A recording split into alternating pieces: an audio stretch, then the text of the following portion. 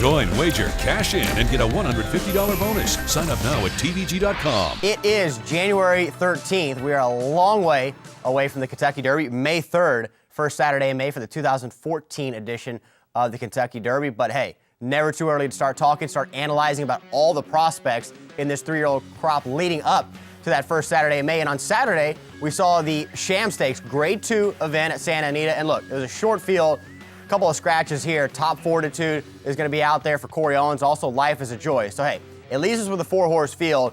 But basically, your bookends here. Cristo along the inside, a $500,000 son of Distorted Humor. And then the 6, Midnight Hawk, there with Mike Smith. Very talented second-time starter for Mike Pegram and Midnight Loot. So, very talented horses here along the rail.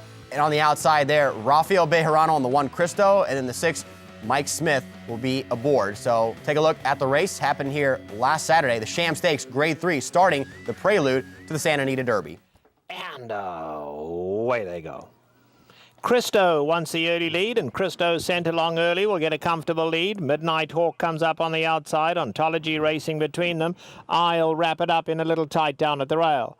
The 4 of them tightly grouped. They go a good pace as they go past the 7/8, and Cristo is the leader. Pretty keen to go on. Leads at 3 parts of a length. In the second spot is Midnight Hawk, now cutting into that lead. Then we come back to I'll wrap it up at the rail, and Ontology alongside of that. Still 2.5 lengths would cover the 4.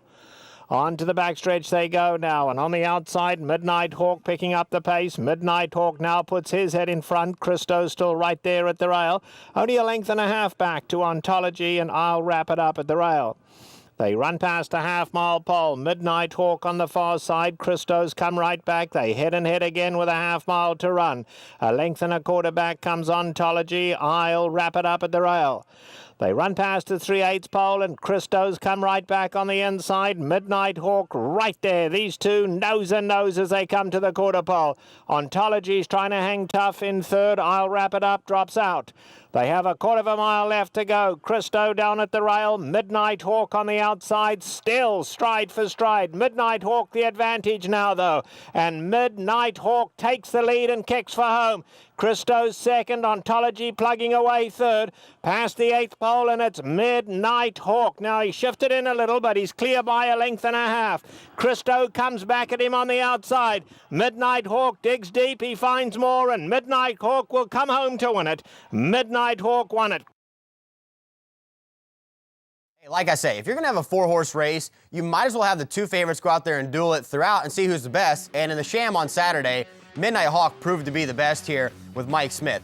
Second-time starter, first time out wins easily. In the Sham Stakes, wins pretty easily as well. So you got to look at the fact this is a pretty mover, very talented, very athletic, very balanced, very professional to be able to sit there and duel on the outside and basically pull away. Mike Smith goes to the left-handed whip there late just to keep this one focused and going to get a comfortable victory here in a short field, but going to get the job done there. 6-1-4 was the final order of finish as Midnight Hawk makes it a perfect 2 for 2 to start the career.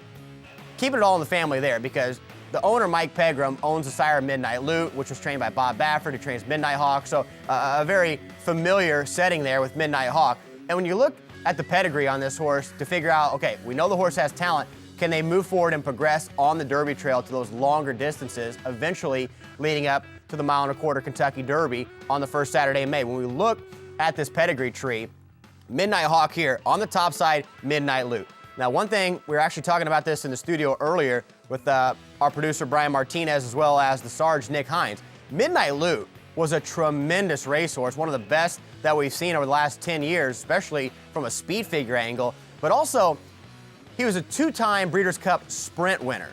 And when you look at it, okay, you think he's a Sprint winner, so his horses don't want to go long. But look at the grandsire there, Real Quiet. Real Quiet won the 98 Kentucky Derby. He won the 98 Preakness, lost the 98 Belmont in a Triple Crown by a dirty nose right there at the wire. But Midnight Loot, you know, if you know about this horse has some breathing issues. You know, they had to do a couple of operations to make sure that this horse could, get maximum airflow. And even with that being said, he's still one of the most talented horses that we've seen. I mean, he had a 124 buyer at Saratoga. So there's no doubt that the pedigree's there for Midnight Hawk. I can't take too much from a 4-horse field. I mean, there's not enough adversity to overcome with just 3 rivals, but the talent is certainly there. We saw Midnight Lucky last year for the Pegrams, as well as Bob Baffert, be a very talented filly that ended up being a really nice miler before she was had to go to the sidelines there for the end of the year. So Midnight Hawk, the talent's there, but the verdict's certainly still out early in the year there for Midnight Hawk. Another horse that I want to talk about here, kind of early in the year. Look, it's January. You don't want to get all in on one horse too early in the year. But let's take a look at this race at Gulfstream Park on January the 3rd, and in the end, you're going to see the top 2 finishers. Check out the 6 there in about 3rd, and also the 5 top billing coming on late. Commissioner third to the inside. After that, Solemnly Swear, who's under a drive. And then to the outside, it's Ease On By, High Kodiak Warrior. Where's Top Billing going to go? Top Billing is down on the inside, 6 lengths off the lead. Looks like he's full of run as they come toward the top of the stretch. It is still Ichiban Warrior. Ichiban Warrior, the leader at the top of the lane by 2. And then Cousin Stephen to the outside. Top Billing is now splitting horses in a very tight spot there. He tried to squeeze through, and he's got through now. And here he comes with High Kodiak Warrior and Commissioner. Here comes Top Billing and Commissioner. These two emerge out of the pack. Commissioner and Top Billing. Commissioner did it. Well, that's going to be a really talented bunch for an allowance race early in the year. That's basically a setup race to lead up to the Florida Derby. But the second place finish there, Top Billing, as well as the winner there, Commissioner. Those are 2 really talented horses. Windstar Farms and Todd Pletcher have the 6 in that race, Commissioner. And then for Top Billing, that's another Shug McGahee prospect being by Curlin. Now, you look at Curlin, one of the most impressive maiden breakers I've ever seen in all the races that I've watched in horse racing was Curlin when he won first out at Gulfstream Park for Helen Pitts. Now, Curlin is the topside pedigree here for Top Billing. Curlin already had Palace Malice last year. They had a great year. He's really coming along to be a great sire. Check out the bottom side. AP Indy, certainly doesn't hurt to have AP Indy as that influence on the bottom side. So I see all dirt and all distance in this pedigree for Top Billing. And an interesting thing with Top Billing, Shug McGahee debuted this horse in December at Laurel Park in a maiden race. So now I'm thinking, why would Shug McGahee send a really talented starter out at Laurel to start late in the year over a sloppy track? But Simon Bray had a really good point.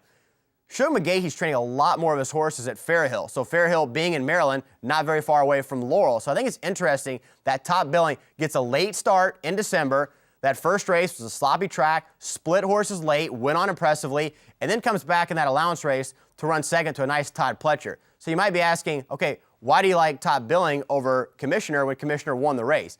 I just think that over time, it seems like a lot of these Todd Pletcher runners, they put up big numbers early in the year at Gulfstream, but might not necessarily improve on that later on in the year. I just think out of those 2, I think Top Billing's probably got more room for improvement there for Shug McGahee. And hey, you can't say that derbies don't come in 2s because Shug McGahee won last year with Orb. He's got Honor Code this year. That's probably the top prospect there in Florida to start the year, but also Top Billing. So a lot of great prospects. It's early January, but it's never too early to maybe find that gem in the rough coming up there for the Kentucky Derby. So 5 months away, and it can't come soon enough. Join, wager, cash in, and get a $150 bonus. Sign up now at tvg.com.